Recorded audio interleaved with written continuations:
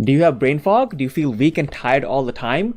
Do you have lightheadedness or dizziness? Well, these could be symptoms of low blood pressure, and yes, people have low blood pressure, and even people with high blood pressure can have low blood pressure as well. So this is like being the opposite. Normally, people's blood pressure goes high, but some people and sometimes you could have low blood pressure. I'm going to talk about 5 ways by which you can reduce your chances of having low blood pressure or even treat your low blood pressure. Let's talk about this right now. Number 1 is medication. It could be that you are taking a medication that is causing your blood pressure to get low and causing you to be dizzy or lightheaded, especially when you stand up, and that is called orthostatic hypotension. Now, these could be diuretics, medication that make you pee. They can reduce the amount of fluid in you, and that leads to low blood pressure, especially when you stand up and you get dizzy and lightheaded. Some people even pass out. Now, people with prostate medications such as tamsulosin can have low blood pressure, especially when they stand up, because these medications actually prevent your vessels from tightening up when you're standing up, leading to a low blood pressure, and you can pass out as well. And people who are taking performance enhancing medication or performance enhancing in the bed, such as improving erections during intercourse, such as sildenafil or Viagra, these can lead to low blood pressure as well. So make sure you are knowing what you are taking into your mouth. If you are taking any of these medication, diuretics, you're taking prostate medication, or you're taking Viagra and you are feeling lightheaded, it could be due to low blood pressure, and make sure you take a note of this. Now, the next thing you can do, number 2, is going to be modifying what you are eating. If you are drinking lots of sugary drinks, if you're eating lots of sugary meals, then that can lead to low blood pressure as well. So look to avoid this. Why does this happen? Well, when you eat lots of sugary foods and sugary drinks, then what's going to happen is that a lot of the blood is going to be moving into your gut.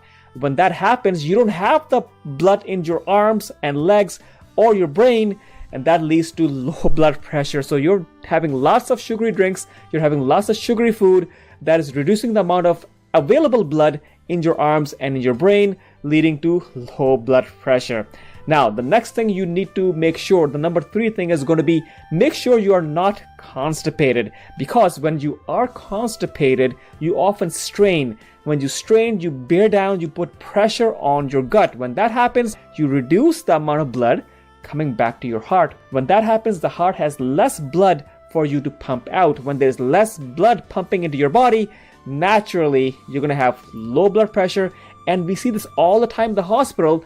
Generally, elderly people, they are constipated and they pass out in their toilet. They pass out in the bathroom and they're brought into the hospital. And the doctor has to be very careful and ask the right questions to figure out what could exactly be the cause, because you don't want to do $1 million workup when it was just constipation that caused you to pass out. So constipation leads you to straining, decreased pressure in your body, leading you to pass out. So be careful about this. Now, number 4 is going to be that you can increase your low blood pressure by raising the head end of your bed. You can raise the head end of your bed. That will reduce your low blood pressure and make your blood pressure higher. Now, how does this happen? Well, when your head end of the bed is normally like this, right? If you raise it a little bit, just by 10 to 20 degrees, what happens is that your blood actually tends to pool downwards. When this happens, less amount of blood is going to your kidney at night. When the kidneys are getting less amount of blood, then they're making less urine. That means in the morning, you have more blood, you have more fluid in your body, that you will not have low blood pressure, especially when you're waking up in the morning.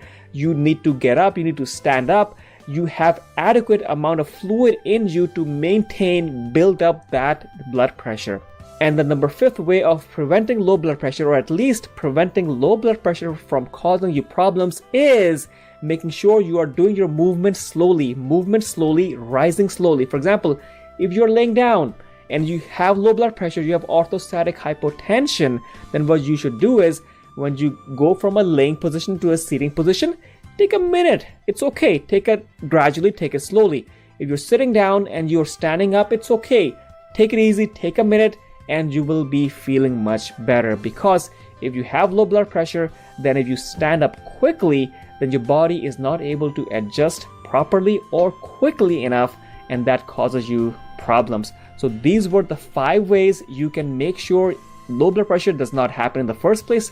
and low blood pressure doesn't cause you problems. So number one was make sure what type of medications you're taking, and if they're causing your blood pressure to be low, be careful about that.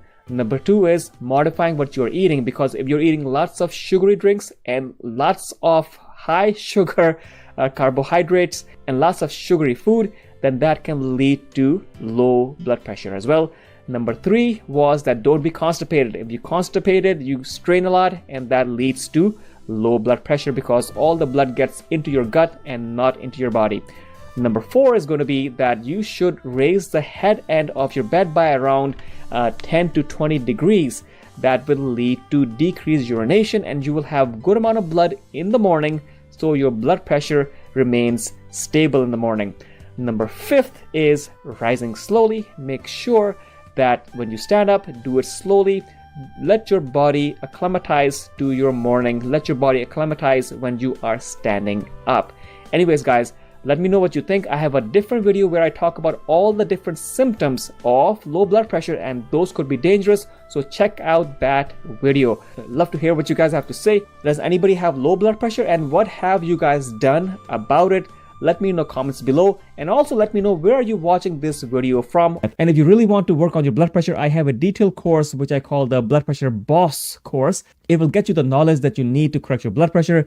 It goes over aspects of the physiology of blood pressure, as well as natural treatments and supplements and exercises, all of this without medication. And you can start doing this right now and today because it is readily available. And if you are taking medication, it goes over the uses, the most common side effects that you should know about. You have the whole course. So the good thing about this is you have the whole course available to yourselves. You can watch it whenever you want. It is also so economical that everybody can afford it, and it is the same price as a regular dinner outing. Although I feel that the value you will get is truly priceless, it will get you in the mood to fix your blood pressure. That's the real benefit in my opinion, and you will take your health seriously and give yourself the motivation that you need. I also have motivational videos in that course. Thank you so much. Talk to you guys soon.